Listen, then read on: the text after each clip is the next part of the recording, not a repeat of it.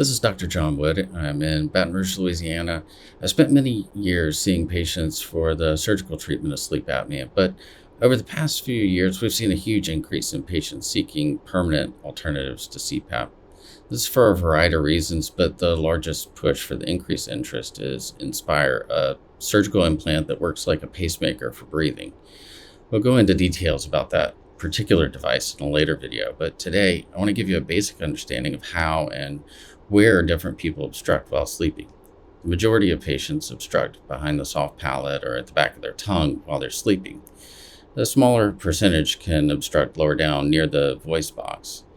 Not only is it important to know where individuals obstruct, but also how they obstruct, meaning does the throat squeeze front to back, side to side, or even in a full circle like a squeeze. Also, many people obstruct in multiple areas. Patients usually come to see us with some idea of what particular surgery.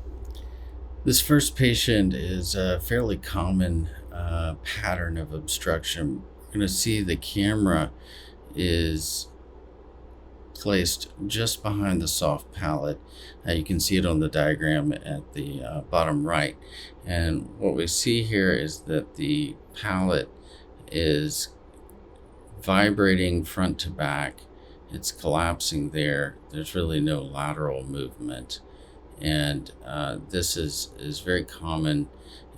Typically, these patients respond well to hypoglossal nerve stimulation. There are other procedures that can be effective for them.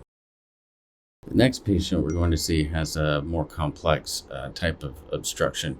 We're going to see that early on there's a little bit of lateral movement. We're looking front to back here. You can see the position of the camera. Very mild lateral movement, but then we start to see a little bit deeper down that something seems to be getting very narrow. And we'll see this better as the camera goes in.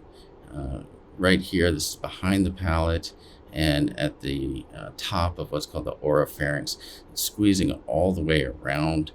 So any treatment that's just designed to pull the palate forward, to move the palate forward, really would have very little effect for that particular type of obstruction.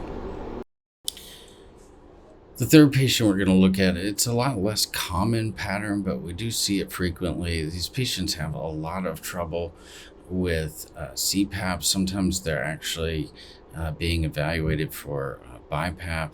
They have a fairly unremarkable view from up top, a little bit of obstruction here at the soft palate in this patient. But we noticed their saturations were dropping dramatically despite it not looking terribly tight up top. What you see here is that the epiglottis is the structure sort of pointing up toward us. The bottom of the screen is the base of the tongue. And it's the patient's trying to take a breath in when the epiglottis just pushes like a valve against the back of the throat.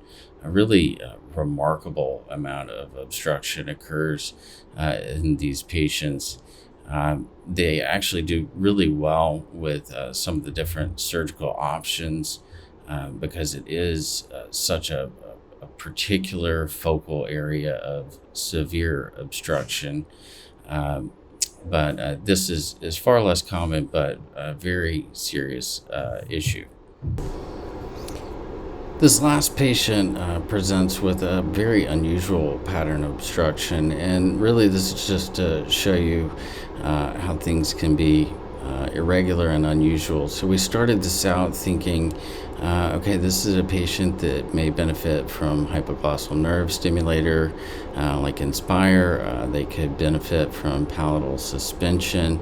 But as we continue to move from behind the soft palate and we're trying to get through here, it's really tight.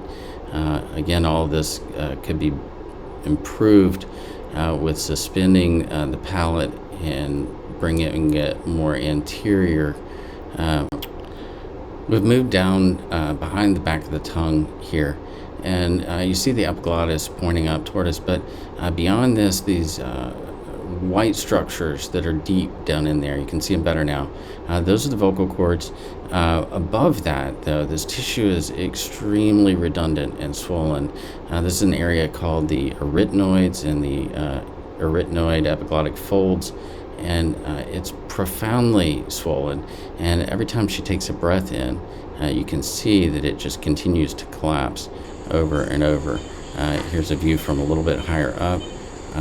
This is a patient that really there isn't a good surgical option, but more importantly, this would trigger a bigger workup for what's going on in the esophagus and an area called the hypopharynx that's leading to this severe edema, and then trying to correct the underlying inflammatory processes to help her breathe better.